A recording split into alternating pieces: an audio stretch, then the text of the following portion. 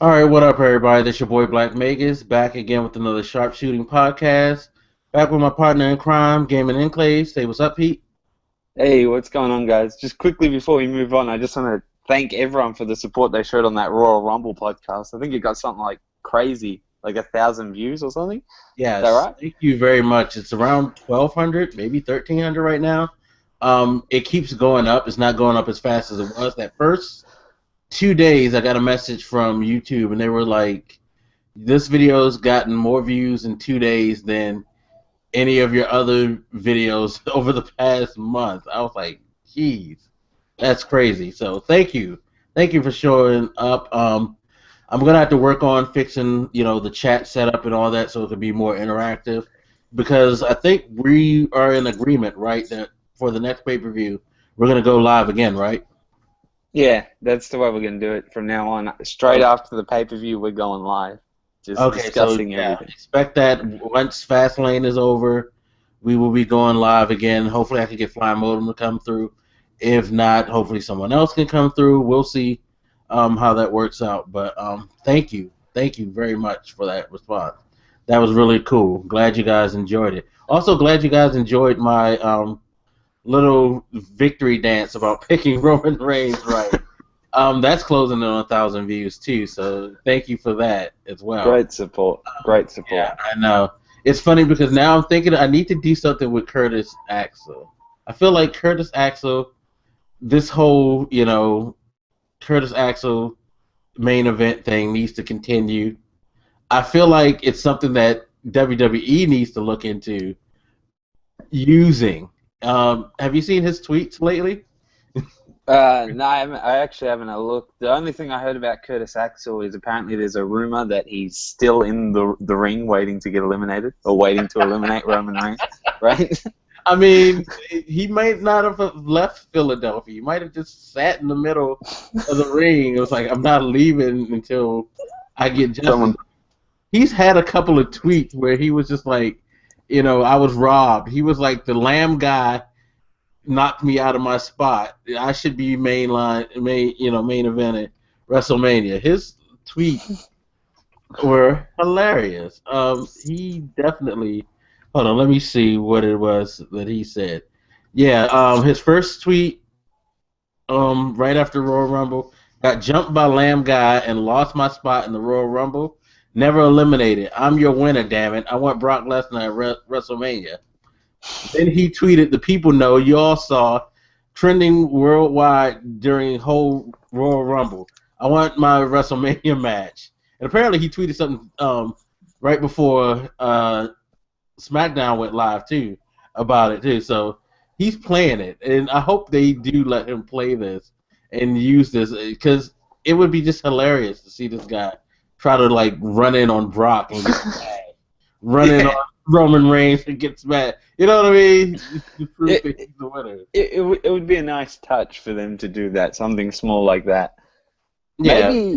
Maybe that'd be the whole future thing, because I know that Triple H, well, we'll get to that when we talk SmackDown results, but he did say he had a big announcement. Maybe that could be the big announcement, that Curtis Axel is still in the ring waiting. You have to fly over to Philadelphia and try and eliminate him. But we've got to talk. We got to talk this Royal Rumble fallout. That's the title of this whole podcast. Like, in terms of the reaction Roman Reigns got is not the one that I expected. Like, the same people that are booing him now are the same people that were cheering him last week. It's not that I don't think you got to. He was Superstar of the Year.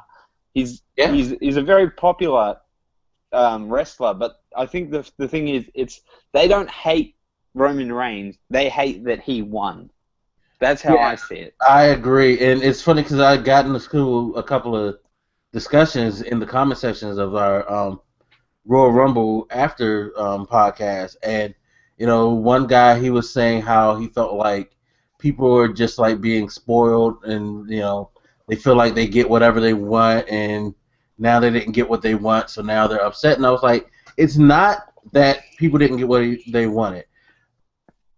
Daniel Bryan getting thrown out isn't like, I mean, it's bad for me. It's always I look at it, it's bad to have someone who you've like had, come back, get this big groundswell, and then you throw out so soon.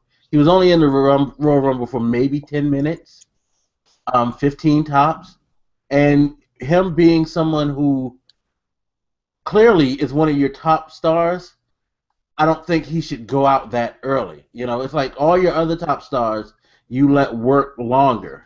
You didn't let this guy work longer. So in that's my issue with Daniel Bryan going out. I was fine with him going out. I didn't think he necessarily needed to win because he's going to be over no matter what. He'll get another title shot.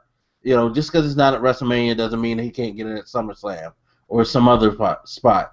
He's eventually going to have that belt again because he's too over not to give him the belt anytime soon. So I'm not worried about that. I just, like I said, I thought he went out too early. The thing that people have their problems with is the whole way everything was set up. Because this was something we've all talked about since almost since the last Royal Rumble, to be quite honest. His performance in last Royal Rumble kind of started the conversation of, is this the sign that Roman Reigns is the chosen one for WWE? And as the year went on, the discussion got louder and louder. Everybody could see the signs. They're really trying to push this guy to be the man. And to be the next John Cena. Yeah, exactly. And, unfortunately, the guy's not good on the mic at all, and he's suspect in the ring. He doesn't really carry. I was listening to the Steve Austin podcast, and him and a couple of wrestling writers, they were all in agreement saying how his performance in this year's Royal Rumble was kind of weak because for the most part you just saw this guy in a corner not really doing much. He didn't really do a lot. You didn't see Roman Reigns involved in. If you really go back to that whole Royal Rumble and look at Roman Reigns just as an individual, he didn't really do anything to stand out to even grab your attention, to build momentum to the moment where he throws out Big Show and Kane. You know what I mean? He pretty much chilled the whole match while everybody else is doing all this other stuff, working their asses off. This dude's just chilling until the big moment comes. He takes care of business at the big moment, and that's it. You know what I mean? That's exactly it. I mean, when I think the Royal Rumble itself, I think Bray Wyatt, I think Rusev. These people, they stand out to me more than Roman Reigns did. Though we all knew once Bryan got eliminated that Reigns was winning the Royal Rumble. I think that was clear to everyone. No one had any thought elsewhere. Once Daniel Bryan got eliminated, everyone knew before Reigns even came out that Reigns was going to win the Royal Rumble. They could have done something to play it a little better, like have him have struggle, have him have those moments where you're like, oh, damn, is he going to go out? Is he going to, you know what I mean? Yeah, because he was always on the floor. Have that throw over the rope and then he holds on or something. Right. It's like they did nothing to build suspense. It was pretty much like you knew it said everything about Roman Reigns' position right now has been very obvious, including the way that the Royal Rumble went. And WWE has given us no reason to feel like we need to get behind this guy's push because there's nothing organic about it. And that's the biggest problem. And that's what Stone Cold said on his podcast. That's what the wrestler writer said on his podcast. And that's what we're saying on this one. Ross said the same thing on his podcast. Mark Madden, a wrestling writer who is well known, he said the same thing. Everybody's saying the same thing. Nobody hates Roman Reigns. People just don't like the way that they're going about pushing him to the top, where he's never held a title. Think about that. This guy is going for the belt and has never held an individual title of his own. Go back to John Cena. As much as you hate John Cena paid his dues. He went up the ranks. He ended up getting the U.S. title and having to go take that next step up to contending for the World Heavyweight title and then eventually the WWE Championship. You know what I mean? I think I think this is really stemming from the fact that the titles don't mean much. Because these US titles and the Intercontinental titles don't mean much, these big stars are going from absolutely no named to straight to the top title, just one giant step. But I also think with Roman Reigns, it's wrong for him to the push he's taking. It's too quick. It's way too quick. He's just like everyone knew when they broke apart the Shield. Everyone knew that he was going to be pushing for the main title. I knew that. I just think that they had there's a lot of other superstars that he has to pass to get there. I feel like they just took him from the bottom of that pack and they threw him to the top just to see what they'd get. Yeah, I think so too. I mean, you could say like Seth Rollins, he's kind of going sort of fast, but in a way, his makes more sense because of how it's been built. You know, it's not And something. he's good on the mic and in the ring. Yeah, it's like we've developed, you know, some type of link with Seth Rollins as a heel. You know, he's established himself with his ring skill, with his mic skill, as probably the top heel right now. So he earned it, whereas Reigns has just been totally been pushed as the man, and you know he hasn't really earned. It's not earned, you know. And I'm not trying to say that this dude doesn't work hard or anything like that. And I mean, I'm sure he does, but he's not ready. And it's unfair to put him in that position because I feel bad for him. I feel genuinely bad for this kid because now, you mentioned it before, now people who were cheering for him before the Royal Rumble are now booing for him. Why? Because that's the thing to do now. That he's been put in a position where he's a villain, but not by his own making. And now he's going to have to deal with that. And it's going to make this whole push to WrestleMania really, really hard. And it could end up ruining this kid. And it doesn't need to ruin him. Because he's not a bad kid. He has potential. You can see the potential. He looks the part. You know, he just needs time. He just needs time. He just needs time. It's a simple fact. I really don't want this to be the thing that makes or breaks his career. I don't want a bad decision by the WWE writers to be the reason in 5 years' time we don't take Roman Reigns as serious as we should, or he's not in a position where he should be, because it's just ridiculous. And I think it didn't help that Raw was cancelled in a way. Like, I felt like because the WWE already just mentioning the Royal Rumble pay-per-view and how when Reigns won, it went basically tits up. It just went straight to the ground. You had fans getting cancelled the WWE Network, trending worldwide.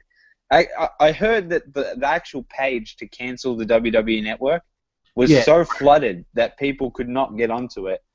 And for them to find out that you're going to Raw to get answers for everything that's unfolded, and then suddenly here, like, obviously not on Raw's behalf, like, we can't blame them for being there when that snowstorm happened, but it didn't help at all, knowing that we'd have to now wait until SmackDown, and that is the only reason we're covering SmackDown on this channel, because Raw got cancelled. Let's be real. Right. Go ahead. Like you said, Raw did give the interviews, which you said were good. I actually haven't checked them out yet. I'm still meaning to. And I know they gave the Triple Threat and the 30-man Royal Rumble pay-per-view for you also to watch, which, in your words, it was like kind of like, here you go, sort of thing. Is that the way you describe it? Yeah, it was kind of like a subtle lead-in to their apology, which I think the true apology is the free February. If you don't know, WWE has announced that the entire month of February is free for anyone who signs up. All you gotta do is to sign up on February 1st. You get to watch all the content, NXT, all the pay-per-views, all the documentaries, you know, and you get to see Fastlane, all for free. All you have to do is to cancel on the last day of February, so you won't get charged for it, and that's it. But I think that's part of their comeback we're sorry type of move. The people who did flood that page and canceled, at least now I can get you back this month, and hopefully between now and Fastlane, we could build back the bridges that we burned with Royal Rumble. I honestly think, and I think that's why they showed the Royal Rumble and the Triple Threat, to kind of play up what you can get from the WWE network for people as well. I mean, they were good spot fillers in the sense that, hey, Royal Rumble went on for what, an hour 15 minutes, and that triple threat match, that was a good 20, 30 minutes. There you go, right there. You got an hour and a half, hour and 45 minutes content. We all know that, that's probably more wrestling that you'll ever see on Raw, these days. So you kind of did get a little more than you normally get on Raw, because the rest of it was basically just JBL, Booker, and Michael Cole talking, or you had the interviews, like you had the Seth Rollins interview, which was pretty cool. By the way, Seth Rollins started a fire on Twitter as well, because did you see his tweet about him being the light at the end of the tunnel? Yeah, I saw that one. That one I saw. Oh yeah, but his interview was good. Roman Reigns was surprisingly decent. I was very, very surprised because they actually asked him about the booze and how he felt about it, and of course he gave, diplomatic answer. The fans paid, they have the right to boo. He, was like, he didn't feel like it was a bad thing, and he was like, fine with it. He told some story about learning how to swim, and he just has to, swim to the top. He's used to swimming with the sharks, blah, blah, blah. For him, it was decent.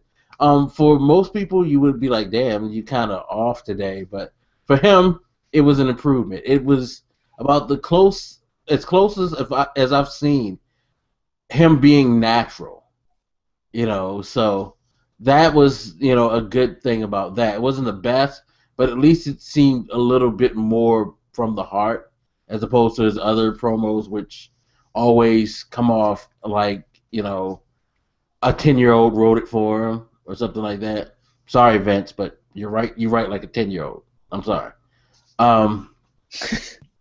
The confrontation between him and by the way, the Brock Lesnar stuff, of course, when Brock came out first and then Paul Heyman did his thing, magnificent, but even got better when Paul Heyman, because I love the way Paul Heyman did it, because they were supposed to be doing a dual interview with Brock, Roman, being interviewed by Michael Cole, and Paul Heyman just comes in and say, "Oh, could you do me a favor here?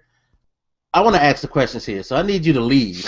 And Michael Cole's like, okay, and then he like sat down. He's like, "Roman, you don't mind, right?" And Roman was like, "Nah, I got nothing to hide." He was like, "See, that's your first mistake, Roman, but I'm gonna teach you." And that's when he went on to his speech about his family and all of that, and about The Rock being fearful of facing Brock Lesnar again. He set it up and he executed it so well, and you could just see Roman like.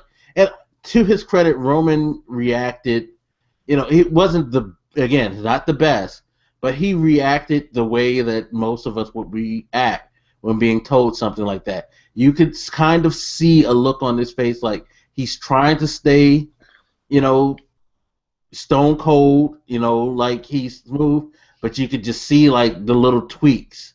He'd smirk and he'd close his eyes, put his head down a little, like, okay, I don't want to get up and knock the shit out of this guy.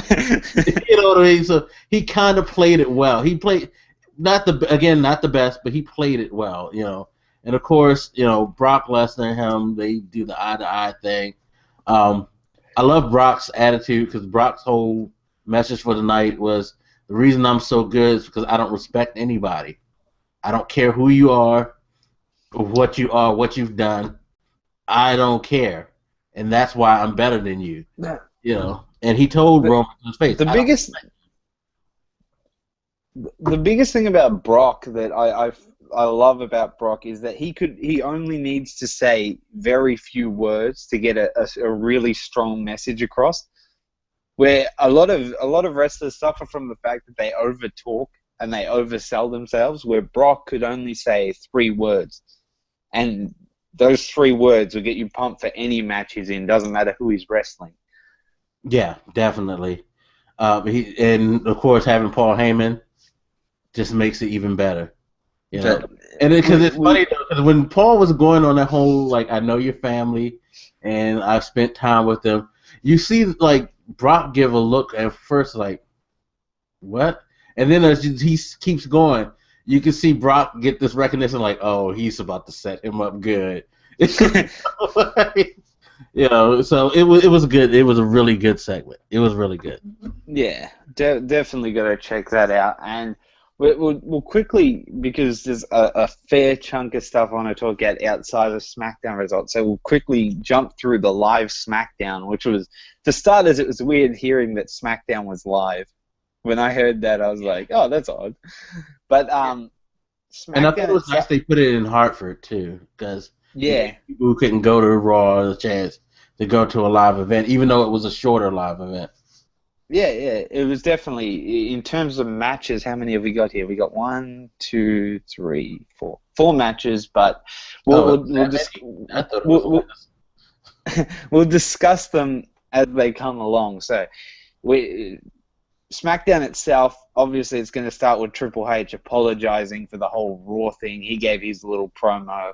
The whole challenge to Sting at Fastlane, which was... I mean, we all saw it coming in a sense. I personally don't think they're going to fight at Fastlane. That's just me. Yeah, I think it's just going to be some type of spot, like he confronts him, Sting comes out, he talks shit, Sting hits him with a like Scorpion Death Drop or something, gets a big pop. That enrages him. All right, it's on. WrestleMania. See you there. Yeah. You know, that type of deal.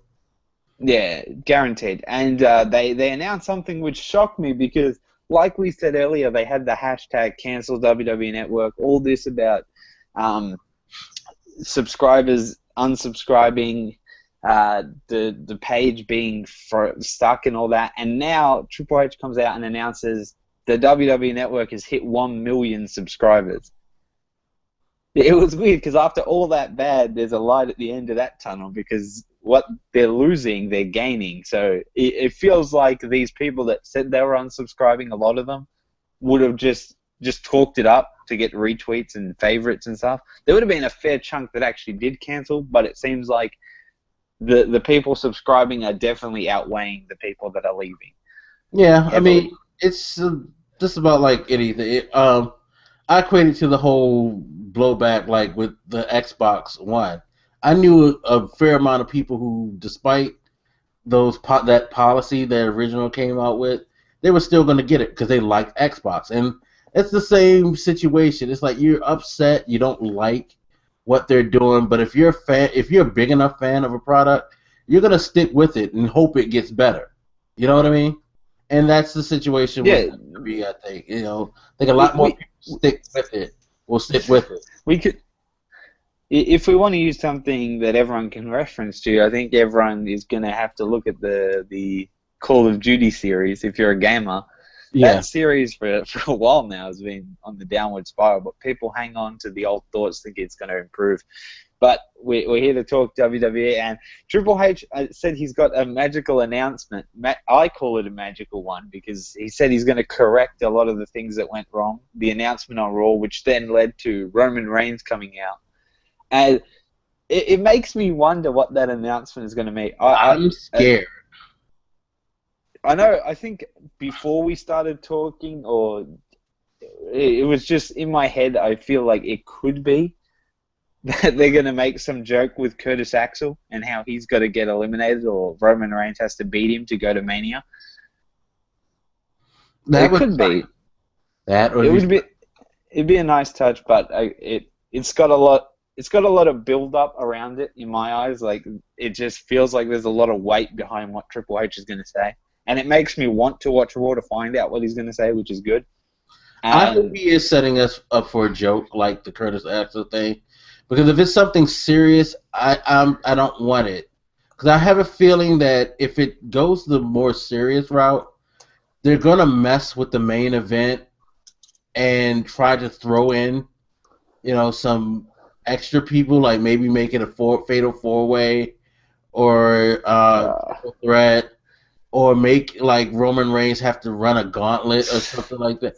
I feel like, I feel like, and that's why I'm gonna probably put this as the title.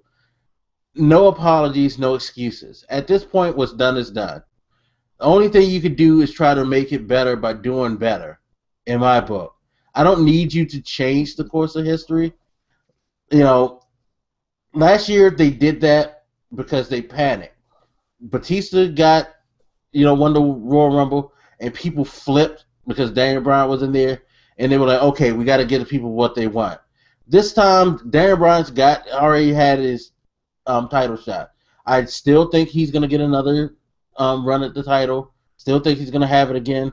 But with him just coming back, I don't think we need to push that issue that hard right now. Still a lot of pay-per-views, a lot of years left, a lot of different potential matchups, better probably situations you could put him in with the title beyond WrestleMania, to be quite honest. But we could talk about that later. Let Roman Reigns do his thing. I think the best, the most you should do with this situation is maybe make it a special type of match, like no disqualification, something like that. But don't go too overboard trying to win people back at this point. What's done is done. Exactly. Don't throw anyone into that's the easiest way to put it. Simply don't put anyone into this match right now. Like you said, no excuses. All that's it. Roman Reigns versus Brock Lesnar at WrestleMania. That's how I want it left.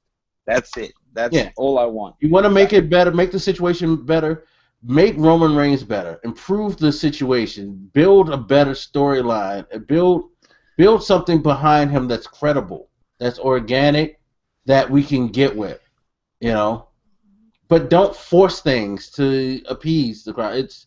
It's because it's gonna be, again, like for me, I could say this: they do something to switch, it's gonna be like, okay, so hey, yeah, you listen to the fans, but this is just another temporary move that you're gonna make until you're ready to push the next thing. Because Vince is always gonna try to push his agenda. Vince has never been one to totally back down. He'll throw you a bone, but eventually what Vince wants, Vince feels he's going to get.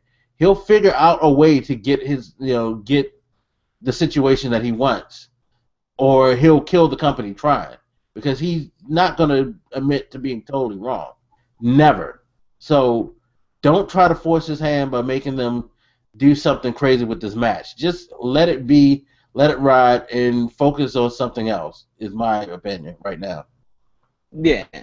And directly following that whole Triple H promo, you had Roman Reigns versus The Big Show, which was a feud that's kind of just come to a screeching halt. Like, it feels like they built it up for nothing at all. And that match was...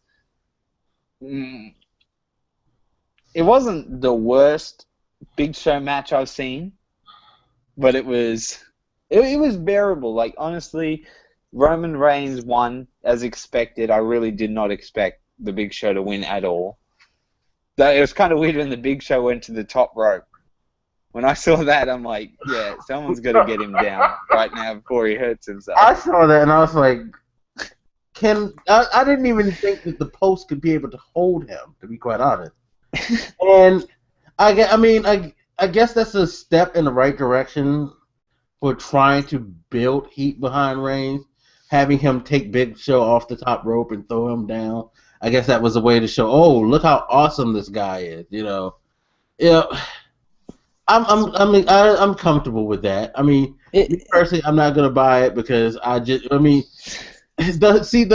whole problem with the Reigns thing is that everybody knows it's what you want and it's what's going to be. So his whole story is hard to buy into. They're gonna have to figure something out. Like, yeah, it was a very bittersweet result in the end. That the feud itself is, as far as it's not over. they're going to keep pushing the whole Reigns versus Big Show. You can already tell Big Show is going to come back again and again because that's the only storyline they have going with the Big Show to keep him somewhat relevant in the WWE right now. And I don't think we can stress on that match too much. As I said, everyone would have expected Roman Reigns to pick up the win there, but when that match finished and they announced the second inductee into the 2015 Hall of Fame, Arnold Schwarzenegger. Okay, so do you really want to talk about this? Because what is he even his little bit with the Triple H Stone Cold match, that wasn't it. Whatever. You can talk about this, but I'm done. No, I'll just leave it at this. Like, I respect what Arnold Schwarzenegger has done in his life in terms of bodybuilding. He was great at acting. I liked his movies as well. But I just don't feel he deserves a place in the WWE or Hall of Fame. I feel like with these celebrities now, that they'll grab anyone that's, like, quote me on this, in a few years, like probably 20, 30 years now, Hugh Jackman will be in the WWE Hall of Fame. Hell, I'll do you one better. Triumph the Insult Dog is going to end up in the WWE Hall of Fame. So is Larry the Cable Guy, because he's done a movie under WWE, so he'll be in the Hall of Fame. Hell, that magician that showed up on SmackDown will probably... We'll leave it at that. Like, not upsetting any Arnold fans. Like, honestly, I like Arnold. Like I said, what he's done in his life and all that, but just don't feel he needs to be in the WWE Hall of Fame. So we're just going to move straight on to the whole Seth Rollins coming out, doing his promo, the Open Challenge, which was a bit cheesy, to be honest, because I knew that John Cena wasn't going to come out. And I knew that Brock Lesnar wasn't on SmackDown, so there was only so few wrestlers that could have come out because I feel like SmackDown's roster is so tiny in terms of people that actually matter in the WWE right now. And then Ryback came out, obviously because they're trying to make him the whole baby face, which is unfortunately for him not really working out as well as the WWE would have planned. And then Ryback starts getting beat up by J&J Security, Seth Rollins. Eric Rowan comes out with his hillbilly music. I hate that music. I don't know what it is. Some jungle beat. And then, of course, Dolph Ziggler's going to come out because now I think they're trying to push the whole Ryback, Eric Rowan, Dolph Ziggler, the three men that got fired, blah, blah, blah, all that stuff. And does this turn into a match? Nah. Although I would like it if they made Seth run a gauntlet. I would like it like that. Yeah, I would like it like that because I think that would be really good because that would be three different styles to show how because we all know that Seth Rollins can pretty much adapt to any type of match. But that would be three different styles, and you can see three different working styles of him. And that could kind of build for him as well. But as far as him facing these guys, it's kind of old right now. It's like Survival Series is done. I guess it keeps them relevant because Seth Rollins is the one person who you can put in a match with anybody and get everybody to watch. So it helps like those three people. I personally think it might just be a SmackDown match having those three versus Seth Rollins and J&J Security. I feel like something has to be done just the way they teased it. Yeah, I think that's what it's ultimately going to be is a 6-man tag. You know, and again, Seth Rollins is going to win it. So, yeah, keep it. I'd rather just see Seth and Dolph go at it, to be quite honest. Yeah, I think the whole WWE community can agree with that, but they're going to try and push Eric Rowan into this match. And oh yeah, and I don't have a problem with that. It's just that I don't like the way it's set up. It's just Seth against three people. You know, J&J, they're going to do comedy bits. Yeah, they used to wrestle, but they don't wrestle that much anymore because of their injuries. Um, and it's like you've already built them as just the security guys anyway, so you're not going to see Jamie Noble do what he did when he was cruiserweight title, Um, cruiserweight champ. You know what I mean? unless they chuck in with Seth Rollins instead, they chuck in like Luke Harper and someone else just to balance it out, sort of thing. Maybe they go that route. Maybe. I'm not exactly sure, but from there, I mean that whole segment. I mean the Seth Rollins on the mic was brilliant. The wrestling bit was iffy. It was kind of cheesy. Yeah. But they had Jey Uso versus Tyson Kidd. Now, you know, I would go as far to say this was match of the night in my eyes. Really? This was the one I enjoyed the most because the Usos have finally broken away from the whole Mizdow. Finally, it's gone. It's over. That is done. And Okay, now they got. that's a fair point. So that's already got me excited. Now they had Tyson Kidd and Cesaro, the Rosebuds, and they're actually winning matches. I have to rub my eyes every time it's a 3 count and I see them celebrating. I'm not used to it because like when they first came together, all they'd do is lose. And Tyson Kidd, great technical wrestler. Yeah, yeah. Great, Hey, like man. you said before. Like I seen him on NXT fighting Adrian Neville, which was the first time I saw Adrian Neville. And Tyson Kidd, he's a really good wrestler. It's unfortunate the fact that he's only come into WWE for Total Divas. Like, that on its own sounds bad. I'm glad they've found a way to keep him relevant in the WWE to a point where he's getting taken seriously in a tag team again. Because, again, he's a great wrestler. He's good in tag teams as well. He has great chemistry. And that match was enjoyable, like, from start to finish. And when Tyson Kidd won with the neck breaker, I was completely wrapped. I was over the moon when he did it, and it just makes me want to see. It makes me want to see the Rosebuds versus the Usos. It makes me excited to see the Usos in the tag team match. Usually, when I heard the Usos on a tag team match, turn off the TV, change the channel. Not saying that they're bad wrestlers. It's just they versus the same tag team over and over. Yeah, I'm glad that at least we're getting this tag team to get over some. It's a shame it was at the expense of the New Day, but hey, I'll take it.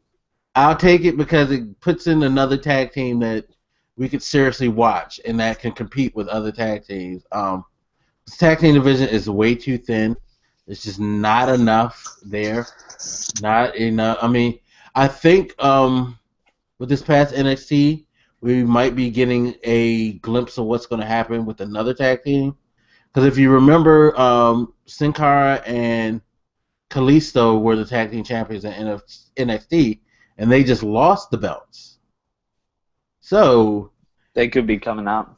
Yeah, so usually when somebody loses their titles, it takes a little while, but eventually they're pulled up, into the WWE. I mean, Sin Cara always goes back and forth, but at least now this gives a reason to bring Kalisto up. You have a tag team that works well together with those two.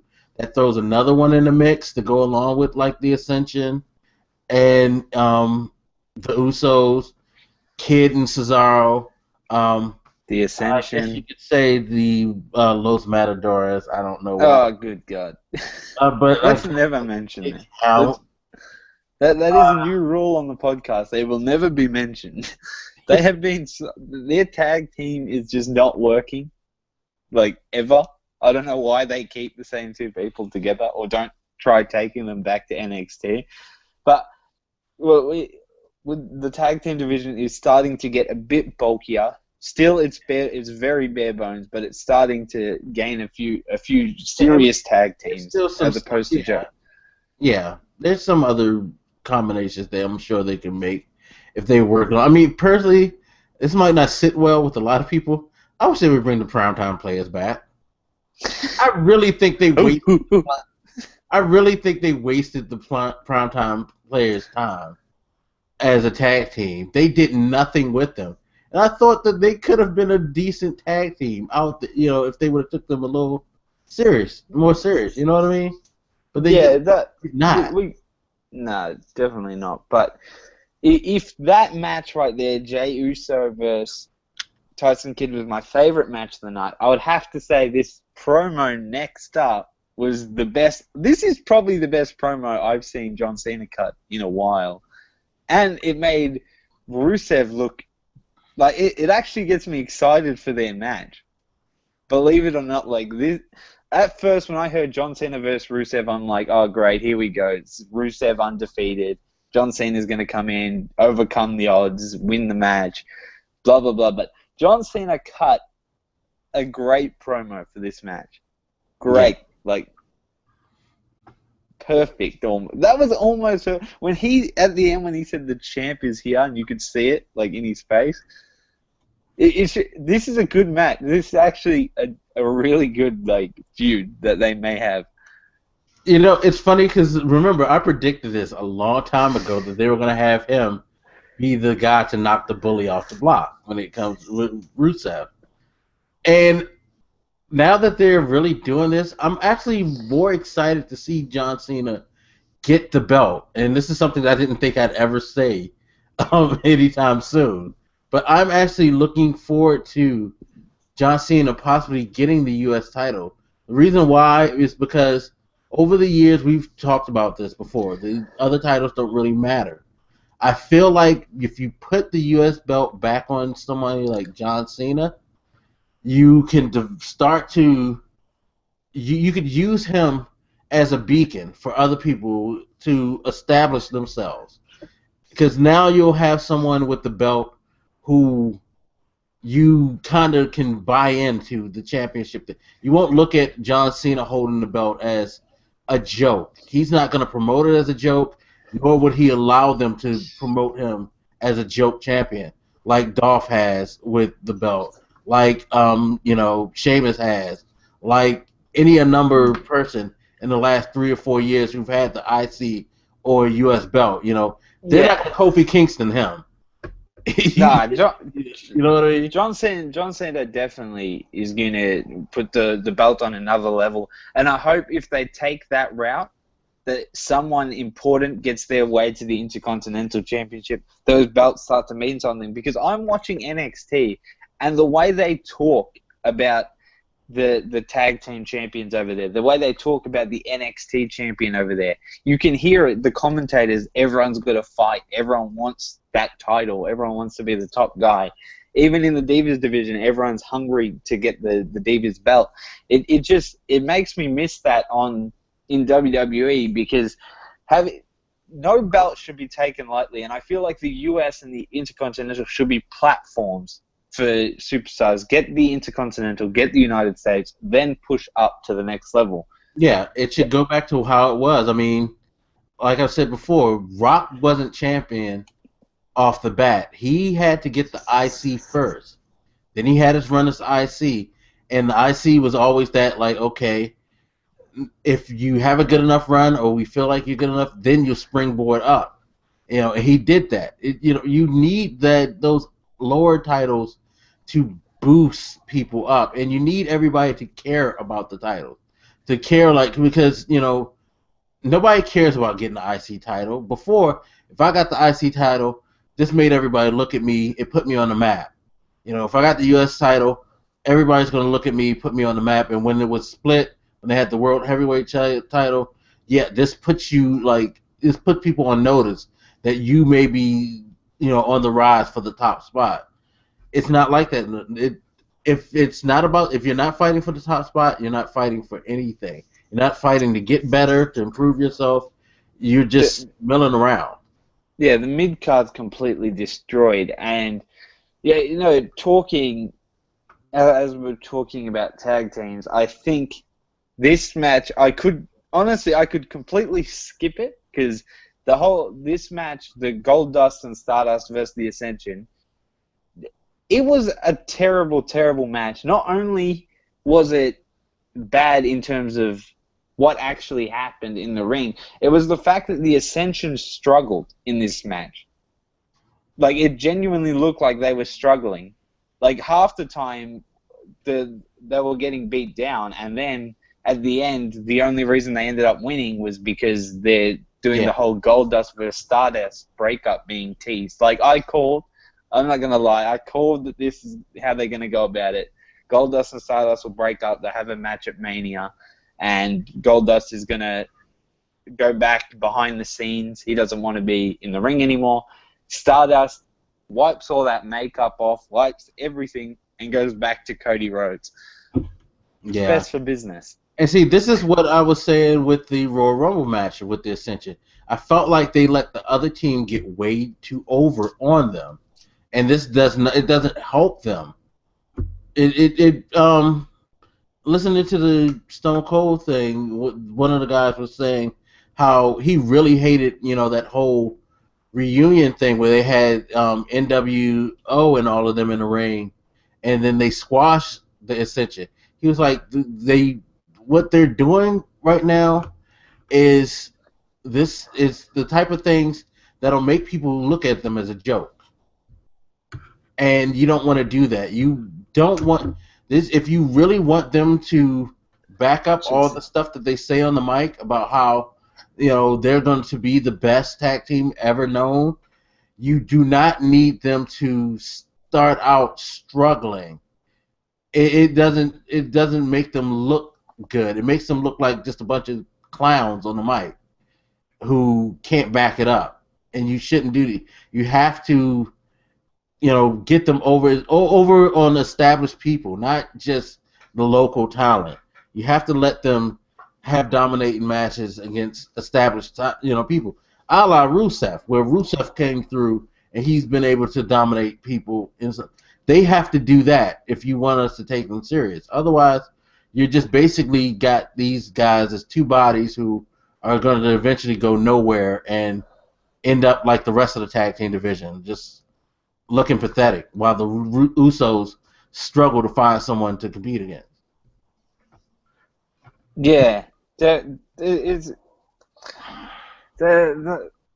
thing is with the Ascension is if they want to do anything with them, they need to be crushing teams. This was what you said going into the Royal Rumble, that they actually had to crush the New Age Outlaws, like plain and simple. It had to be done, and the Ascension themselves, they're not.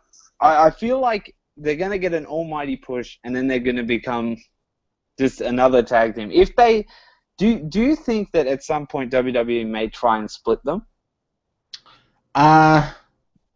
They shouldn't. There's no reason to. If they do, then they're gonna have to hope that they get lucky. Like, I think, as much as I like the Wyatts, I think they got lucky with splitting them up, because I thought they split them up way too early. But thankfully, these guys, they're able to work well in the ring enough, and they've been given some good storylines to feed them in and make them credible as singles wrestlers. You know what I mean? Yeah. The Ascension, to be quite honest, I don't know if I know back in the independent days, early days of their career, they did some solo work, but for the most part, especially with Connor, he's always been a part of a tag team. Never been necessarily looked at as an individual worker. So, and the way that they work them in the ring now, they're squash people, so they don't do a lot of standout moves. So therefore, if you split them, you're gonna have to repackage them. You're gonna have to take them back to NXT first and to the development center, build up their moveset a little bit more before you can even think about doing that. Because right now, anytime soon, they can't do it within the next 2 years. They have to let them grow as a dominant tag team and have a few years of run. Now, moving from that match, you had the Bray Wyatt promo. I'm not even going to talk about the Kane promo because, to be honest, I can't pay attention to a Kane promo anymore. I can't. But Bray Wyatt had a really interesting one, and I'm gonna discuss that more because after we talk about the main event of SmackDown, I got a few possible WrestleMania matches I want to bounce off. So quickly discussing Daniel Bryan versus Kane in a casket match. This is exactly this. The reason this wasn't my match of the night is because Daniel Bryan versus Kane is the exact same as the Usos versus Miz and Mizdow. I'm so tired of seeing it. I can't watch them wrestle anymore. I just Luckily, can't. they said that this was the final chapter. Of course, we know that's not all necessarily true, but yeah. I think now we're past the Royal Rumble. Darren Bryan's back. Let's move him on. I mean, since he's not in the championship picture, let's start to move him around, move him through the roster, set up different matches against different people, maybe establish new rivalries, build some heat for other people, and things like that. You know, just have him bounce around. He doesn't need to be fighting Kane. He should just be fighting just everybody and just building momentum for himself, building momentum for them. That's what I think I would do with Daniel Bryan right now. Daniel Bryan would be,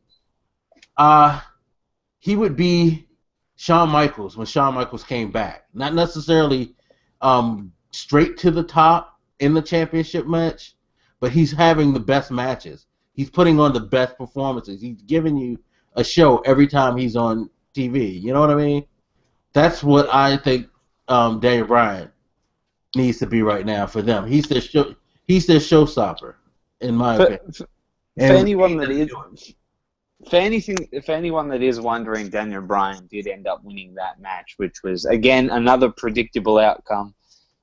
Yeah, Kane was never going to win that, but that match to me, it felt. Again, nothing against Daniel Bryan. He's a great wrestler in the ring. I really didn't want to see him versus Kane again. That's why that match wasn't so high up on my list. So, just quickly, we've got confirmed matches for Over the Limit, and I just want to mention Fastlane. Fastlane.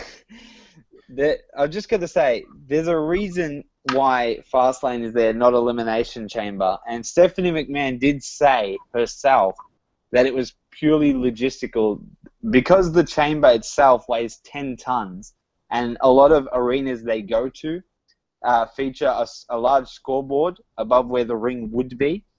It's just they have issues hanging the chamber, and some arenas don't want it. See, I find this stupid because if you're going to plan a pay-per-view for the Elimination Chamber, plan it in an area which will allow it. That would be the obvious choice, but they think they're going to move every pay-per-view. I wouldn't mind seeing the Elimination Chamber in the same place every year if it meant we got the Elimination Chamber pay-per-view. And I feel a lot of WWE fans in general can agree with me because the Chamber holds so much potential. It can do a lot because it can get a whole bunch of wrestlers into one arena fighting for the same belt. If you put the belt on the line in an Elimination Chamber, imagine the superstars you could get in that ring. You'd have your usual Brock Lesnar, Cena, Rollins, but you can have another 3 superstars in the mix.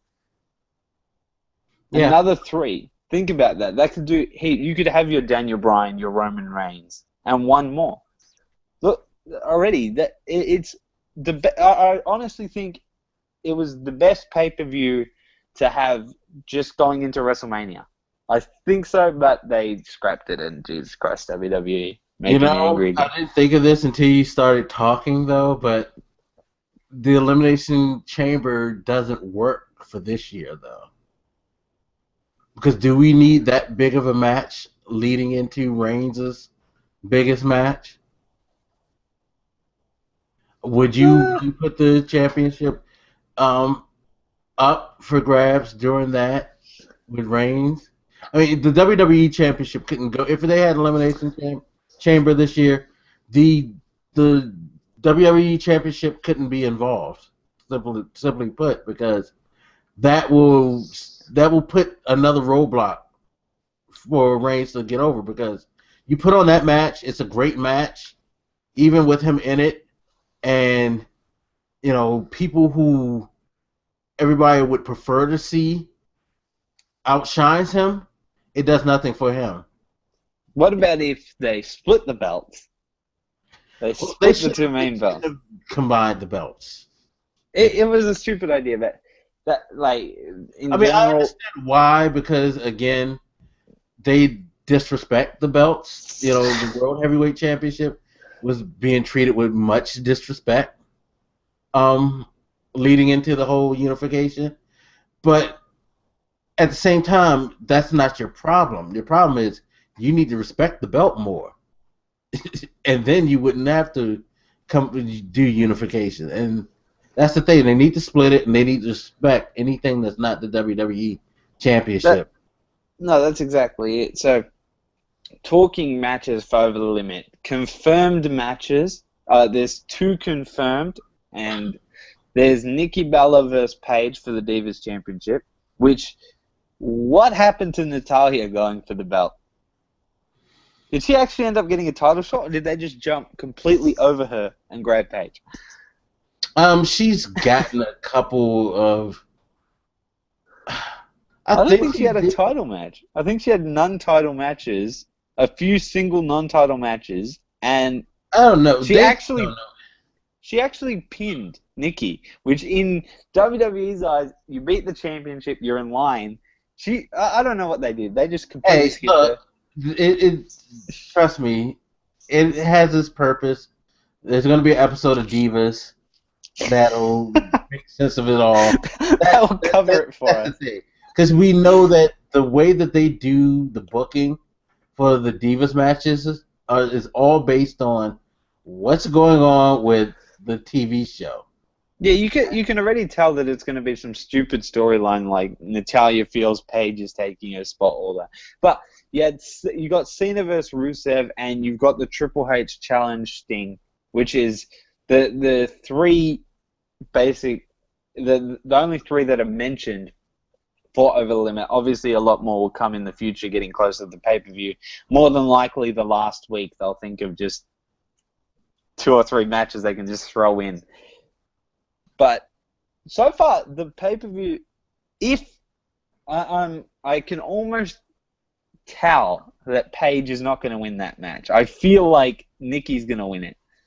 I told you they're doing something with Nikki at WrestleMania. It's probably with Brie. Yeah, definitely. So now that we got Over the Limit out of the way, we have my list of possible WrestleMania matches. And you know what? When I was writing this, some of them I was actually pretty excited for, and some I was like, ah. So you got the obvious, it's Cena versus Rusev. That is at Mania for the United States Championship. That's where I think it'll be done. That's me personally. I think that's where they're going to settle their feud. You got, as I've been saying for weeks now, Goldust versus Stardust. The whole brother versus brother, probably Dusty Rhodes at ringside. Oh, no, don't bring Dusty. Please, no. No, don't bring Dusty. Leave Dusty home. Dusty, stay home. Yeah, Dusty, don't go.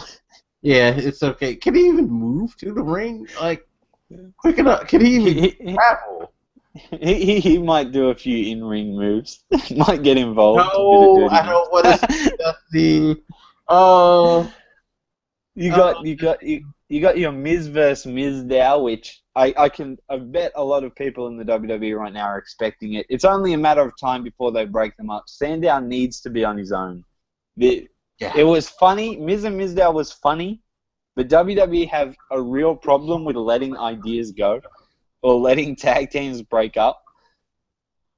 So I just hope that when they split them, though, they find something to do with Sandow that's worth his talent. The Intercontinental Championship. But, I mean, how would you work it? Are you going to still have him? Like, I remember before he got with The Miz, he was doing the impersonations anyway. Do you go put him back to impersonating people? Or Maybe. Or does he come? He takes time off. Maybe the Miz beats him.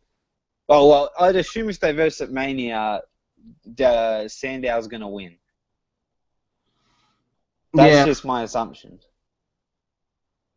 But they'd have to repackage him into. I think the impersonating stuff has got a bit stale, and actually, like I said, when you get stale in the WWE with your character, I said this to one of the people that watched the show, this podcast. He was asking me my thoughts on Emma from NXT moving to WWE. I said she's good she's a good wrestler. Don't get it wrong. She can wrestle. Her gimmick was so bad, the dancing. It just, and I said to him that it wasn't going to last. She'd become stale by doing it over and over. Guess who was on NXT? Yep. Guess who's returning to NXT? Yeah. Emma is at NXT, going to return. More than likely a new gimmick. I guarantee she won't be doing the dancing. I almost guarantee it. But moving back to my Mania predictions, you got Bryan versus Sheamus, which would be an extra hideous match, but rumors are Sheamus wants to return as a heel. Yeah, and I'm surprised that's how he. I mean, I'm surprised and I'm not surprised. As a face, you get a lot more attention, especially merchandising wise. You headline a lot of different things outside of the ring, but and I think Stone Cold said it best. It's always better to work as a heel because you get to do a lot more and you get away with a lot more creativity with your moves and what you do in a ring, as opposed to when you're the hero, you got to do the heroic things. You know what I mean? Yeah, that's exactly it. It gives him a lot more flexibility with his character. Yeah, it's like the bro kick. I guess it's a lot more impactful as a villain. He can get a lot more nastier with it. Yeah, that's exactly it. You can do it a lot more dirty, and that's what we want to see. The other match I have in terms of WrestleMania, you got Seth Rollins versus Randy Orton. If ever they're going to bring Orton back, if they're going to bring him back for WrestleMania, it's almost 100% in my eyes he'll be fighting Seth Rollins, because if you remember how they got rid of Randy Orton, it was I'm pretty sure it was when Seth Rollins did the curb stomp off the announcer desk onto the stairs, and that was started out. Yeah, that was awesome. By the way, that was actually really cool. So I think that's the match, because they're gonna have to have Seth Rollins in a match. Yeah, he has to be fighting at Mania. What better way to have him involved? And if they want after it, he could come out later during the main event. And the final one. Oh, well, I'll talk about this if you won. You got Undertaker, if he is to be at Mania, he versus Bray Wyatt, which would be a good match, because, again, Bray Wyatt, he's known for creating a good storyline and then losing, and it kind of sends the Undertaker off in the right way, I feel. This should be his last WrestleMania if he is going to return. Yeah, definitely. I don't think he's going to show. I think he's done. I think he has one more match, but I don't think it's going to be WrestleMania. Well, I hope that he does do one last WrestleMania, just because part of me just wants to see him wrestle again, one more year. The Undertaker himself, you just always want one more year out of him. I know he's getting old, but his ring entrance, he's a great character. The Undertaker's character is excellent. Like, yeah. I can't lie. So this is the last possible Mania match I got, and this one's the one that I guess people can look at in two ways. They're either going to completely agree or they're going to completely disagree. And this is the Reigns versus Brock Lesnar match, where I think Paul Heyman turns on Brock Lesnar and goes with Roman Reigns. And again, they on all the podcasts that I listen to, that was the discussion. People were wondering, especially after that interview with Paul Heyman, and they felt like Paul Heyman was sowing the seeds of giving people like subversively a connection as to why he could turn on Brock, and they do like a double face because a lot of people feel like after that Royal Rumble, Brock kind of put himself, if not a face, but as an in between guy, whereas yeah, he's supposed to be a, kind Heel. of like Bray. You're supposed to not like this guy, but But you damn, have to. he's so good at what he does. You can't help but to like this guy. You know what I mean? So, Yeah. they was thinking it may be a double turn, like he turns on Paul, and then, he turns on Brock, and Roman goes heel. Brock becomes a face. I don't think you should ever make Brock a full face. He has to be the in between guy. I need him to just be this guy. I need him to be like he said in his interview. I don't respect anybody, and I'll destroy anybody. That's I Brock think Lesnar.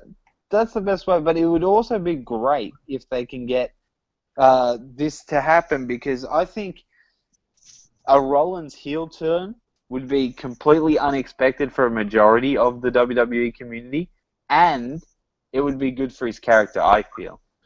Now, do I think it'd be good for his character? Now, But you keep him, his as a believability, face.